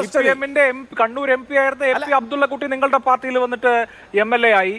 CPM-ന്റെ MLA ശെൽവരാജ് MLA ആയിരിക്കുമ്പോൾ തന്നെ നിങ്ങളുടെ പാർട്ടിയിൽ വന്ന് പിന്നെ ഉപതെരഞ്ഞെടുപ്പ് നടന്ന് വീണ്ടും MLA ആയി. അപ്പൊ CPM നിങ്ങളുടെ പാർട്ടിയിലേക്കും വന്നിട്ടുണ്ട്. അന്ന് കോൺഗ്രസിന് അധികാരം ഉണ്ടായിരുന്നു. കോൺഗ്രസിന് അധികാരം ഉണ്ടായിരുന്ന സമയത്ത് അബ്ദുള്ള കുട്ടിയും അതുപോലെയുള്ള ആളുകളൊക്കെ വന്നിട്ടുണ്ട്, ശെൽവരാജും ഒക്കെ വന്നിട്ടുണ്ട്. ഞാൻ നേരത്തെ പറഞ്ഞ പിന്നെ ഉദരനിമിത്തം ബഹുവിധ വേഷമാടുന്ന ഒരാൾക്ക് ഉദാഹരണം അബ്ദുള്ള കുട്ടി കോൺഗ്രസിലേക്ക് വന്നു, അവിടെ നിന്നില്ല, BJP-യിലേക്ക് പോയി. ഇനി എപ്പോഴാണ് BJP വിട്ടു പോകുന്നതെന്ന് ആർക്കറിയാം? ഇതൊക്കെ ഇവരൊന്നും നയപരമായ വ്യതിയാനം കണ്ട് മനം നൊന്ത് പോയവരല്ല. അങ്ങനെ പോയ ആളുകളുണ്ടെങ്കിൽ നിങ്ങൾ പറയൂ, ആ വിഷയം നമുക്ക് ഗൗരവപൂർവ്വം അഭിസംബോധന ചെയ്യേണ്ടതാണ്. ആളുകളുടെ എന്നുള്ളതാണ് താങ്കൾ പറയുന്ന അതിലെ സിംഗിൾ ലൈൻ. ശരി, അവിടെ KS അരുൺകുമാർ, ജനങ്ങൾ ഓരോ രാഷ്ട്രീയ പാർട്ടികളെയും കാണുന്നത് എങ്ങനെയാണ്? ഒരാൾ കമ്മ്യൂണിസ്റ്റ് ആണ്, ഒരാൾ കോൺഗ്രസ് ആണ്, ഒരാൾ സംഘപരിവാറാണ് എന്ന് പറഞ്ഞാൽ ഈ പ്രസ്ഥാനങ്ങളോട്, അതിന്റെ പ്രത്യയശാസ്ത്രത്തോട് അവർക്കൊരു ഐഡിയോളജിക്കൽ കമ്മിറ്റ്മെന്റ് ഉണ്ടാവും, അല്ലെങ്കിൽ അതിനോടൊരു താല്പര്യം ഉണ്ടാവും, ഒരു അഭിനിവേശം ഉണ്ടാകും. അവർ ആ നയത്തെ പിന്തുണയ്ക്കുന്നത് കൊണ്ട് ആ പാർട്ടി ആവുന്നു എന്നുള്ളതല്ലേ സാധാരണ നിലയിൽ ജനം കാണുക. പക്ഷെ ഇപ്പോൾ എങ്ങനെയാണ്? ഒരു ദിവസം ഒരു പാർട്ടി ആയിരുന്ന ആൾ അടുത്ത ദിവസം വേറെ പാർട്ടി ആവുകയാണ്. ഇപ്പോൾ എൻ്റെയൊക്കെ ചെറുപ്പകാലത്ത് കണ്ണൂരിലെ ഏറ്റവും വലിയ നേതാവ്, BJP-യുടെ നേതാവ്, സംഘപരിവാറിന്റെ നേതാവ് OK വാസുവാണ്. അന്ന് LK അദ്വാനി കഴിഞ്ഞാൽ പിന്നെ കണ്ണൂരുകാർക്ക് അറിയുന്ന ഒരു സംഘപരിവാർ നേതാവ് OK വാസുവാണ്. അദ്ദേഹം നിങ്ങളുടെ പാർട്ടിയിൽ വന്നിട്ട് ഇപ്പോൾ എത്ര കാലമായി? അപ്പോൾ ഈ ഐഡിയോളജി എന്നൊന്നുമില്ല. എവിടെ നിൽക്കണോ, നമുക്ക് കൊള്ളാവുന്ന നിലയ്ക്ക് നിൽക്കാൻ പറ്റുന്നിടത്ത് നിൽക്കുക എന്നുള്ള നിലയിൽ രാഷ്ട്രീയം അങ്ങനെയാണ്.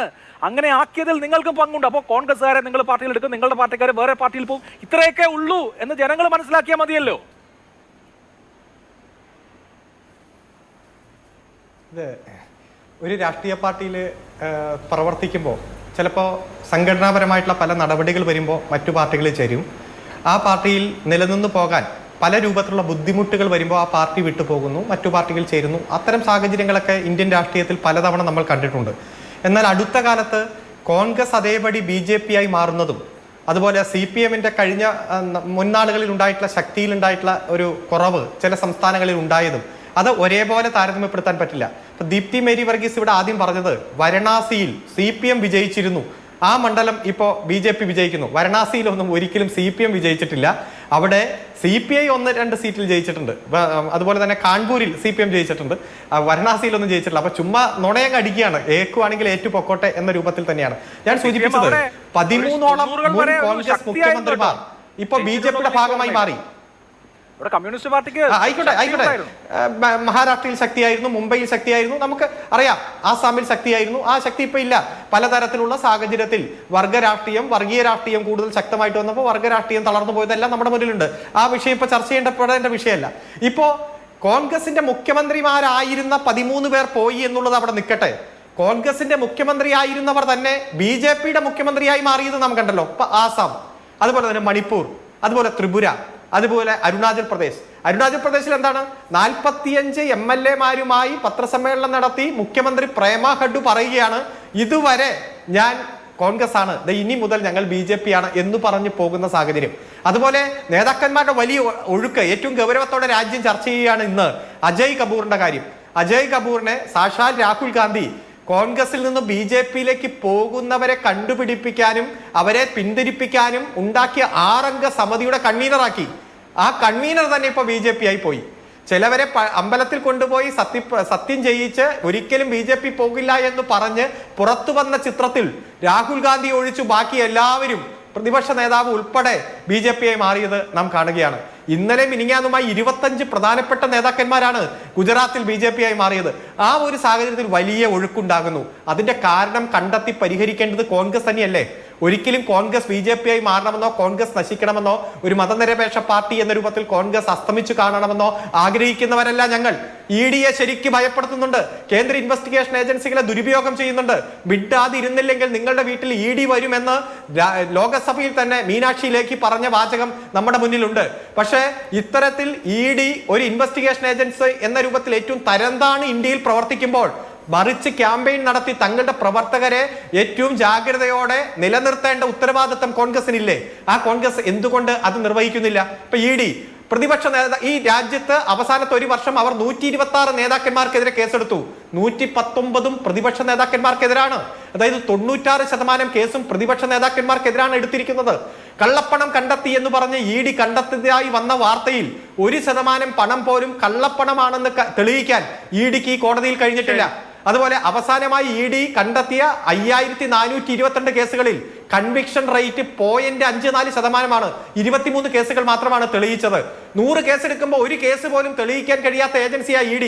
പക്ഷെ ഈ EDയെ കാണുമ്പോഴേക്കും ഇങ്ങനെ ഭയപ്പെട്ട് പോകുന്നവരായി കോൺഗ്രസിന്റെ നേതാക്കന്മാർ മാറുന്നത് എന്തുകൊണ്ടാണ്? അത് കോൺഗ്രസ് ആണ് ഗൗരവത്തിൽ പരിശോധിക്കേണ്ടത്. അങ്ങനെ പോകുമ്പോൾ CPM ഇന്ന് പോയില്ലേ, ഇതിന്റെ പിന്നിൽ CPM ആണെന്ന് പറയുകയാണ്. പത്മജ വേണുഗോപാൽ പോയപ്പോ CPMന്റെ സഖാവ് പിണറായി വിജയനാണ് അതിന്റെ പിന്നിൽ എന്ന് ശ്രീ VD സതീശൻ പത്രസമ്മേളനം നടത്തി പ്രഖ്യാപിക്കുകയാണ്. ഇനി കേരളത്തിൽ 4 കോൺഗ്രസ് മുഖ്യമന്ത്രിമാരിൽ 3 കോൺഗ്രസ് മുഖ്യമന്ത്രിമാരുടെ മക്കളും BJPയിൽ പോയി. R. ശങ്കറിന്റെ മകൻ മോഹൻ ശങ്കർ, അതുപോലെ AK ആന്റണിയുടെ മകൻ അനിൽ ആന്റണി, അതുപോലെ ഇപ്പൊ പത്മജ വേണുഗോപാൽ. ഇനി ഒരാളെ പോകാനുള്ളൂ, അത് സാക്ഷാൽ ഉമ്മൻചാണ്ടിയുടെ മകനാണ്. അപ്പൊ ഇത്തരത്തിൽ ഗൗരവമായിട്ടുള്ള വിഷയം ചർച്ച ചെയ്യേണ്ടത് അത് ആരാ ചർച്ച ചെയ്യേണ്ടത്? കോൺഗ്രസ് തന്നെയല്ലേ അതിന് പരിഹാരം കാണേണ്ടത്. കോൺഗ്രസ് BJP ആയി മാറുന്നു എന്നുള്ള ഗൗരവമായ വിഷയവും പല വീശി കാത്തിരിക്കുന്നവരാണ് BJP എന്നും നാളെ മുൻ മന്ത്രിമാരടക്കം വരുമെന്ന് പത്രക്കാർക്ക് ചോർത്തി കൊടുക്കുന്ന സാഹചര്യമുള്ളപ്പോൾ ഗൗരവത്തോടെ അതിനെ നേരിടാനുള്ള ചങ്കൂറ്റം കാണിക്കേണ്ടത് കോൺഗ്രസ് ആണ്. കോൺഗ്രസ് ആദ്യം കോൺഗ്രസ് ആയി മാറുക. CPM-നെ പിന്നെയും കുറ്റം പറയാമല്ലോ, പക്ഷെ നിങ്ങളുടെ ഞങ്ങളുടെ തലയിലേക്ക് വെക്കേണ്ട. ശരി, ഓക്കെ. അതിനു മുമ്പ് K. ഗണേഷ്, കോൺഗ്രസിൽ നിന്ന് വ്യാപകമായി നേതാക്കൾ BJPയിൽ ചേർന്നിട്ടുണ്ട്, വലിയ വലിയ നേതാക്കൾ. പണ്ട് മുതലേ നോക്കിക്കഴിഞ്ഞാൽ ആ ഒരു ട്രെൻഡ് കാണാൻ. കാരണം ഇപ്പോൾ അധികാരമുള്ള പാർട്ടി BJP ആണ്. BJP-യോട് ഒട്ടി നിന്നാലേ അധികാരത്തിന്റെ അപ്പകഷ്ണങ്ങൾ കിട്ടൂ. അതിന്റെ താക്കോൽ സ്ഥാനത്തിരിക്കണമെങ്കിൽ BJP-യോട് ഒട്ടി നിൽക്കണം. ഇപ്പൊ കോൺഗ്രസ് ആവുന്നത് ലാഭകരമായ ഒരു കാര്യമല്ല. കോൺഗ്രസ് ആയതുകൊണ്ട് പ്രത്യേകിച്ച് കാര്യമൊന്നുമില്ല എന്ന് മാത്രമല്ല, കോൺഗ്രസ് ആയാൽ ചിലപ്പോൾ ED വരികയും ചെയ്യും. അശോക് ചവാന്റെ ഒക്കെ അവസ്ഥ അറിയാലോ. അദ്ദേഹം ആദർശ് ഫ്ലാറ്റ് കുംഭകോണത്തിൽ കോൺഗ്രസ് ആയിരുന്നെങ്കിൽ ഇപ്പോൾ ഒരുപാട് വെള്ളം കുടിച്ചേനെ. പക്ഷെ BJP ആയതുകൊണ്ട് ഇപ്പോൾ കുഴപ്പമില്ല എന്ന് പറഞ്ഞതുപോലെയാണ് നമ്മുടെ ശരത് പവാറിന്റെ അനന്തരവന്റെ കാര്യവും അങ്ങനെയൊക്കെ തന്നെയാണ്. അദ്ദേഹത്തിന്റെ പേരിൽ എത്ര സ്കാം ഉണ്ടായിരുന്നു. പക്ഷേ BJP എത്തിയതോടുകൂടി അദ്ദേഹം വിശുദ്ധനാക്കപ്പെട്ടു. നിങ്ങളുടെ കയ്യിൽ അധികാരമുണ്ട്, നിങ്ങളുടെ കയ്യിൽ ഏജൻസി ഉണ്ട്, അതുകൊണ്ട് കുറെ നേതാക്കൾ വരുന്നു എന്നുള്ളത് ശരി തന്നെ. രാഷ്ട്രീയ അധികാരം ഉള്ളിടത്തോളം കാലം അങ്ങനെ ഒരു ആൾക്കൂട്ടമായി അത് നിൽക്കുകയും ചെയ്യും. അതുകൊണ്ട് എന്താണ് പ്രത്യേകിച്ച് കാര്യം? അല്ല അഭിലാഷേ, ഞാൻ ചോദിക്കട്ടെ, കേരളത്തിൽ BJP-ക്കെതിരെ അല്ലെങ്കിൽ BJP കേന്ദ്ര സർക്കാരിനെതിരെ ശക്തമായിട്ട് എതിരെ ശക്തമായി വാദിക്കുന്ന ആളാണ് താങ്കളെ പോലുള്ളൊരു മാധ്യമ പ്രവർത്തകൻ. താങ്കൾക്കെതിരെ ഏതെങ്കിലും ED കേസെടുക്കും നിങ്ങൾ കരുതുന്നുണ്ടോ? ഞാൻ കരുതുന്നില്ല. കാരണം അഭിലാഷിനെ പോലുള്ള മാധ്യമ പ്രവർത്തകൻ ശക്തമായി ഞാൻ ചോദിക്കണേ, ഇവര് പറഞ്ഞു കേസെടുത്ത് പേടിപ്പിക്കുകയാണെന്നാ പറയുന്നത്. അപ്പൊ മെറ്റീരിയൽ ഉള്ളത് കൊണ്ടല്ലേ? അതാണ് ഞാൻ ഇവർക്ക് എന്തുകൊണ്ടാ പറഞ്ഞുകൊണ്ടിരിക്കുന്നത്, കേരളത്തില് ശക്തമായി പറഞ്ഞുകൊണ്ടിരിക്കുന്നത് എന്തുകൊണ്ടാ? അതല്ല ഞാൻ പറഞ്ഞ, മെറ്റീരിയൽ ഉള്ള ആള് കേരളം ഭരിച്ചുകൊണ്ടിരിക്കുന്നുണ്ട്. അങ്ങനെ അതാണ് ഇവർ ഈ ശക്തമായിട്ട് പറഞ്ഞുകൊണ്ടിരിക്കുന്നത്. അരുൺകുമാറിനെ പോലെയുള്ള ആളുകൾ ED-ക്കെതിരെയും അത് ദേശീയ അന്വേഷണ ഏജൻസികൾക്കെതിരെയും പറഞ്ഞുകൊണ്ടിരിക്കുന്നത് എന്തുകൊണ്ടാണ്? കേരളത്തിന്റെ മുഖ്യമന്ത്രിയുടെ മകളെ ഏകദേശം പിടിച്ചകത്തിടുന്ന അവസ്ഥയിൽ എത്തിയിട്ടുണ്ട്. അവിടേക്ക് കാര്യങ്ങൾ എത്തിക്കൊണ്ടിരിക്കുകയാണ്. അപ്പോൾ അവർക്ക് ഇത് പറഞ്ഞു നിൽക്കാൻ ഒരു കാര്യം വേണം. അവരുടെ അണികളെ എന്താ പറയാ റോട്ടിലിറക്കാൻ, ആ സമയത്ത് റോട്ടിലിറക്കാൻ ഒരു കാരണം വേണം. അതുകൊണ്ട് ഞങ്ങൾ ശക്തമായിട്ട് അല്ല ഞാൻ പറയട്ടെ നിങ്ങൾ പറഞ്ഞ കണക്ക് തെറ്റാണെന്നോ ശരിയാണെന്നോ മാത്രമല്ല ഞാൻ പറയുന്നത് നിങ്ങൾ കേൾക്കൂ. ഞാൻ പറഞ്ഞത് രാജ്യത്ത് വലിയ തരത്തിലുള്ള വികസനമുണ്ട്. നിങ്ങൾ പറഞ്ഞു ആദർശത്തെക്കുറിച്ച് പറഞ്ഞു. ഒരു ആദർശത്തിന്റെ അടിസ്ഥാനം എന്താണ്? നമ്മുടെ ആദർശം ഈ നാട്ടിലെ ജനങ്ങൾക്ക് മനസ്സമാധാനത്തോടെയും സന്തോഷത്തോടെയും എല്ലാ തരത്തിലും സുഖ സൗകര്യങ്ങളോടെയും ജീവിക്കാൻ സാധിക്കണം. അവരുടെ രാജ്യത്ത് അവർക്ക് നല്ലപോലെ ജോലി ചെയ്യാനുള്ള സാധ്യതകൾ ഉണ്ടാവണം. ശത്രു രാജ്യം ആക്രമിക്കാൻ വന്നാൽ ശക്തമായിട്ടുള്ള തിരിച്ചടികൾ ഉണ്ടാവണം. ഇവിടുത്തെ സാധാരണക്കാരായിട്ടുള്ള ജനങ്ങൾ ആഗ്രഹിക്കുന്ന കാര്യങ്ങളാണ്. ആ ജനങ്ങൾ ആഗ്രഹിക്കുന്ന കാര്യങ്ങൾ, ഈ നാട്ടിലെ ജനങ്ങൾ ആഗ്രഹിക്കുന്ന കാര്യങ്ങൾ ഒരു ശക്തനായിട്ടുള്ള പ്രധാനമന്ത്രി കഴിഞ്ഞ 10 വർഷക്കാലമായി നിന്ന് ചെയ്തുകൊണ്ടിരിക്കുകയാണ്. 24 മണിക്കൂർ അദ്ദേഹം ജോലി ചെയ്തുകൊണ്ടിരിക്കുകയാണ്. അദ്ദേഹത്തിന്റെ കുടുംബം പോലും മറന്നുകൊണ്ട് അദ്ദേഹം ഈ രാജ്യത്തിന് വേണ്ടി ജോലി ചെയ്യുന്നു. അതിൽ വലിയ തോതിൽ ആളുകൾ ആകൃഷ്ടരായിട്ടുണ്ട്. വലിയ തോതിൽ നേതാക്കന്മാരും അണികളും ജനങ്ങളും ആകൃഷ്ടരാകുന്നു. നിങ്ങൾ എത്ര കുറ്റപ്പെടുത്തിയാലും, നിങ്ങൾ എത്ര ED-യുടെ പേര് പറഞ്ഞ് ഭീഷണിപ്പെടുത്തിയിട്ടാണ് ആളുകൾ കടന്നു വരുന്നു എന്ന് പറഞ്ഞാലും ജനങ്ങൾ അദ്ദേഹത്തെ സ്വീകരിക്കാൻ തയ്യാറായി നിൽക്കുന്നു. നിങ്ങൾ ദേശീയ ചാനലുകളുടെ സർവേകളൊക്കെ ശ്രദ്ധിക്കുന്നില്ലേ? നിങ്ങൾ ശ്രദ്ധിക്കണം. ഈ നാട്ടിൽ വരാൻ പോകുന്ന മാറ്റത്തിന്റെ സൂചനയാണ് ഈ നാട്ടിൽ ആളുകൾ പാർട്ടിയിലേക്ക് കടന്നു വരുന്നത്. നിങ്ങൾ പത്മജയെ പോലെയുള്ള ആളുകൾ, തമ്പാനൂർ സതീഷിനെ പോലെയുള്ള ആളുകൾ, സാധാരണക്കാരായിട്ടുള്ള ആളുകളൊക്കെ ഈ പാർട്ടിയിലേക്ക് കടന്നു വരുന്നു. അത് ആ മാറ്റത്തിന്റെ സൂചന ഈ സംസ്ഥാനത്ത് ഉണ്ടായിക്കൊണ്ടിരിക്കുന്നു വലിയ തോതിൽ. ഞാൻ പറഞ്ഞു നാളെ തന്നെ ഒരു വലിയ തോതിൽ മാറ്റം ഉണ്ടാവുന്നല്ല. ഇപ്പൊ ബംഗാളിലൊക്കെ എങ്ങനെയാ ഉണ്ടായത്? ഇവിടെ CPM ഒന്നടങ്കം BJP-യിലേക്ക് എങ്ങനെയാ വന്നത്?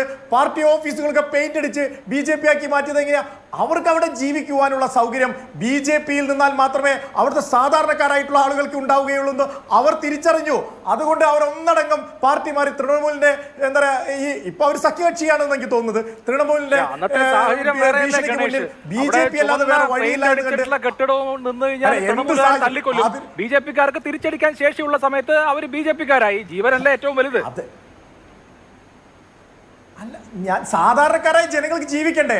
അല്ലാതെ ഇവർ പാർട്ടി മാറിയാൽ മറ്റേ TP ചന്ദ്രശേഖരനെ വെട്ടിക്കൊന്ന പോലെ വെട്ടിക്കൊല്ലാൻ നിന്നു കൊടുക്കുകയാണോ വേണ്ടത്? അവിടുത്തെ സാധാരണക്കാരായിട്ടുള്ള ആളുകൾക്ക് ജീവിക്കണ്ടേ? എന്താണ് നമ്മളുടെ ആദർശം? സാധാരണക്കാരുടെ മനസ്സമാധാനത്തോടെ ജീവിക്കാൻ സാധിക്കണം. ആ ജീവിക്കുവാനുള്ള സാധ്യത ഇവിടെ കഴിഞ്ഞ 10 വർഷക്കാലമായിട്ട് നരേന്ദ്രമോദിയുടെ ഗ്യാരണ്ടിയിലായിരിക്കുന്നു. ഇതാണല്ലോ ഗണേഷിന്റെ പോയിന്റ്. ഇനി ശ്രീ KP നൗഷാദിൽ ഞാൻ ചോദിക്കുന്ന ചോദ്യം, എന്തുകൊണ്ട് ആളുകൾ കോൺഗ്രസ് വിട്ട് വ്യാപകമായി BJP-യിൽ ചേരുന്നു? ഒന്ന്, കോൺഗ്രസിന് കഴിഞ്ഞ 10 വർഷമായിട്ട് അധികാരമില്ല. സമീപകാലത്ത് അധികാരം കിട്ടാനുള്ള സാധ്യത തുലവും തുച്ഛമാണ്. അതൊരു ഘടകമാണ്. രണ്ടാമത്തേത്, കോൺഗ്രസ് പണ്ട് വളരെ വിശാലമായ ഒരു പാർട്ടിയായിരുന്നു. എല്ലാ ധാരകളും ഉൾച്ചേർന്നിരുന്ന ഒരു പാർട്ടിയായിരുന്നു. രാജ്യത്തെ ഏറ്റവും വലിയ ഹിന്ദു പാർട്ടി കോൺഗ്രസ് ആയിരുന്നു. പക്ഷെ ഇന്ന് കോൺഗ്രസ് ഐഡിയോളജിക്കലി ലെഫ്റ്റായി. രാഹുൽ ഗാന്ധിയുടെ കാലത്ത് കോൺഗ്രസ് ഒരു ലെഫ്റ്റ് വിങ് പാർട്ടിയാണ്. അതുകൊണ്ട് അതിനോട് താല്പര്യമില്ലാത്ത ആളുകൾ ഇറങ്ങി പോകുന്നതും ആകാലോ. പത്മജ വേണുഗോപാൽ പോയതിനു ശേഷം പറയുന്നത് അവർക്ക് ചന്ദനക്കുറി ഇടാൻ വലിയ ബുദ്ധിമുട്ടുണ്ടായി എന്നാണ്. അർജുൻ മോദ്വാദിയ ഗുജറാത്തിൽ പറഞ്ഞത്, പുള്ളി അവിടുത്തെ വർക്കിംഗ് പ്രസിഡന്റ് ആയിരുന്നു കേട്ടോ, നിങ്ങളുടെ ഏറ്റവും വലിയ നേതാവായിരുന്നു ഇപ്പോഴത്തെ ഗുജറാത്തിൽ. അദ്ദേഹം പറഞ്ഞത് അയോധ്യയിൽ പോകാൻ കോൺഗ്രസ് വിട്ടില്ല, അതുകൊണ്ട് പോകുന്നതാണ്. ഇങ്ങനെ പല കാരണങ്ങളാണ് പല ആളുകൾ പറയുന്നത്. ഐഡിയോളജിക്കലി കോൺഗ്രസ് ഒരു ലെഫ്റ്റ് വിങ് പാർട്ടിയായി മാറിയപ്പോൾ കോൺഗ്രസിന്റെ പഴയ കോൺഗ്രസ് സംസ്കാരം ഉണ്ടായിരുന്ന, അല്ലെങ്കിൽ പഴയ കോൺഗ്രസ് ആയിരുന്ന ആളുകളൊക്കെ പോകുന്നതുമാകാമല്ലോ.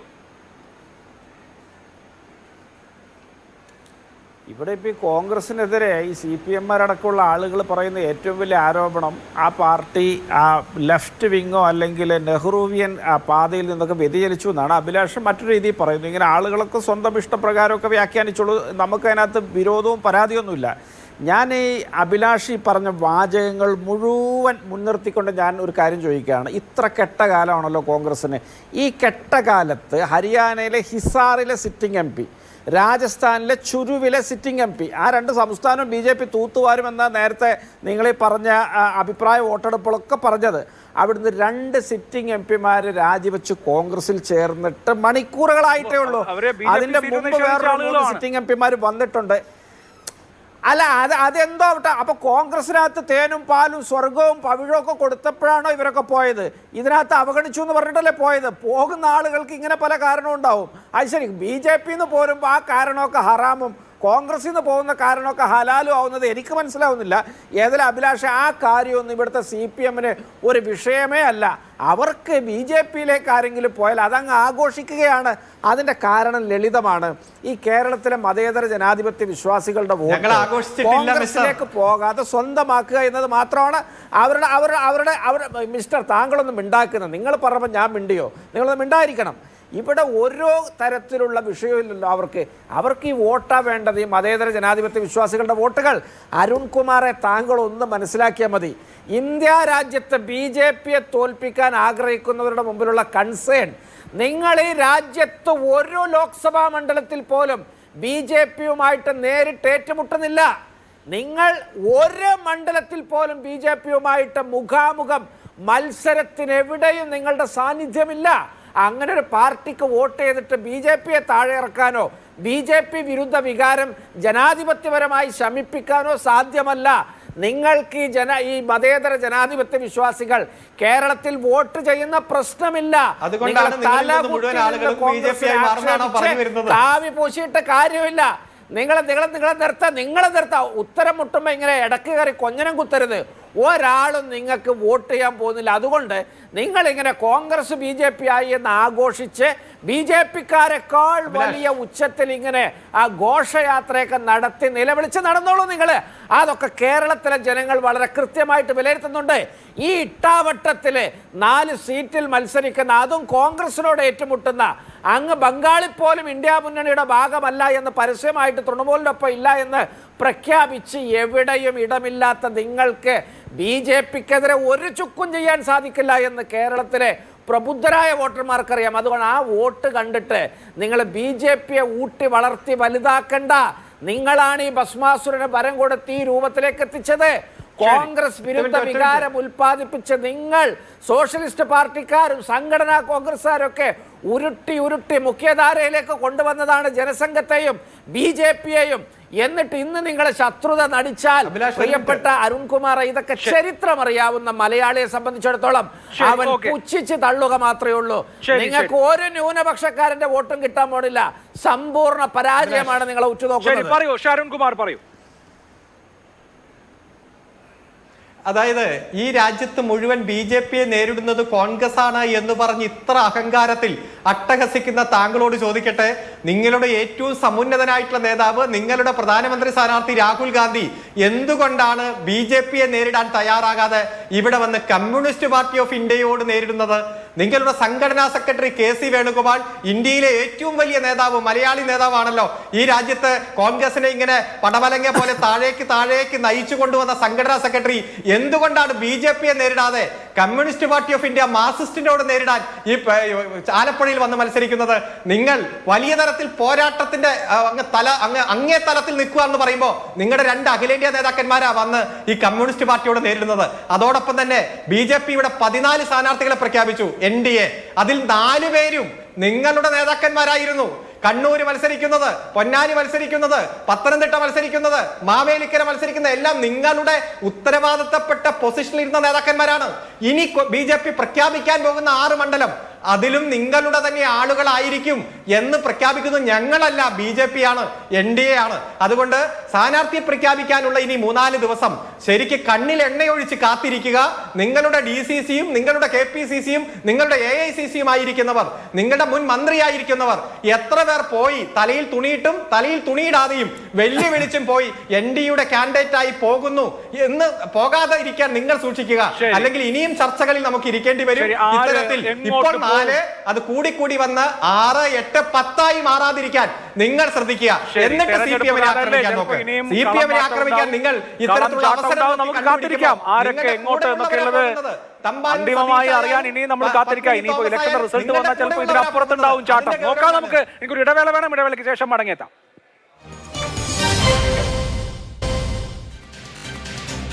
ചർച്ച അവസാന ഘട്ടത്തിലാണ്. ശ്രീ ഗണേഷ്, ഇനിയും നമ്മൾ ഇതുപോലെ ഇരിക്കേണ്ടി വരുമോ?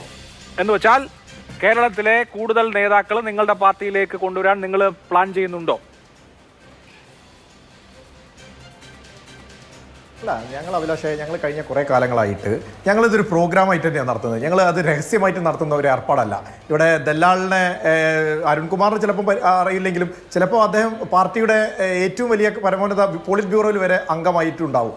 ഞങ്ങൾക്ക് അങ്ങനെ ഒരു ഏജന്റുമാരോ ദല്ലാൾമാരോ ഒന്നുമില്ല. ഞങ്ങളിതൊരു പ്രോഗ്രാമായിട്ടാണ്.